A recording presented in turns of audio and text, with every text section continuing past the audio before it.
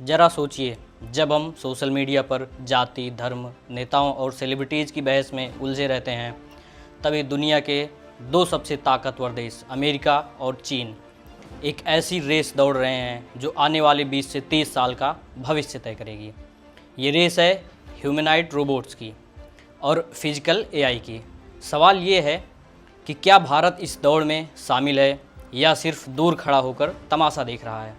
आज की वीडियो में इसी सवाल का जवाब जानेंगे। दोस्तों, कुछ समय पहले अंतर्राष्ट्रीय मामलों के विशेषज्ञ सी राजा मोहन ने एक बेहद दिलचस्प विश्लेषण लिखा। उसका मुख्य सवाल था, क्या रोबोट रिवॉल्यूशन में भारत पीछे छूट जाएगा। इस वीडियो में हम उसी विषय को आसान भाषा में समझेंगे। आखिर फिजिकल एआई क्या है। अब तक आपने चैट जीपीटी जैसे एआई देखे होंगे, ये आपके सवालों के जवाब देते हैं, लेकिन ये कंप्यूटर या मोबाइल के अंदर रहते हैं।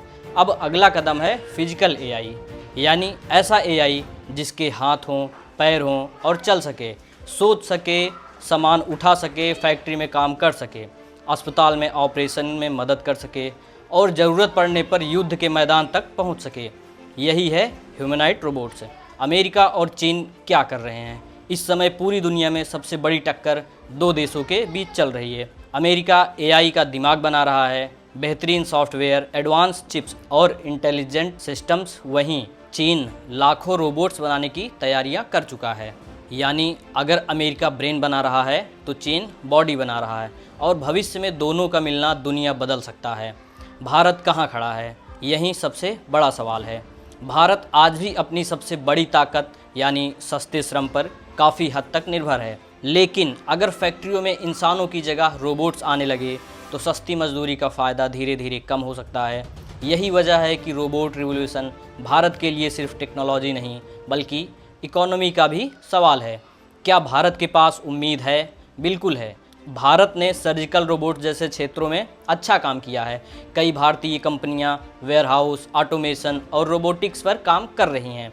हमारे इंजीनियर दुनिया की बड़ी एआई कंपनियों में भी महत्वपूर्ण भूमिका निभा रहे हैं। लेकिन असली चुनौती है बड़े स्तर पर मैन्युफैक्चरिंग करना।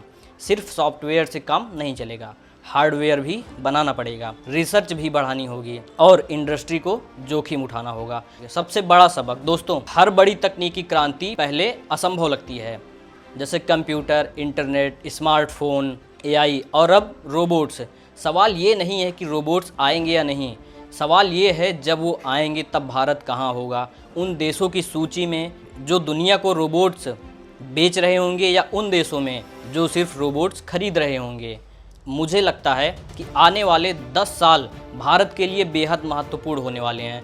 अगर सरकार, इंडस्ट्री, स्टार्टअप इकोसिस्टम, रोबोटिक्स और एआई पर काम करते हैं तब तो भारत सिर्फ इस रेस में शामिल ही नहीं होगा बल्कि नेतृत्व भी कर सकता है। लेकिन अगर हमने समय गंवा दिया तो भविष्य की सबसे बड़ी औद्योगिक क्रांति हमारे सामने से निकल सकती है।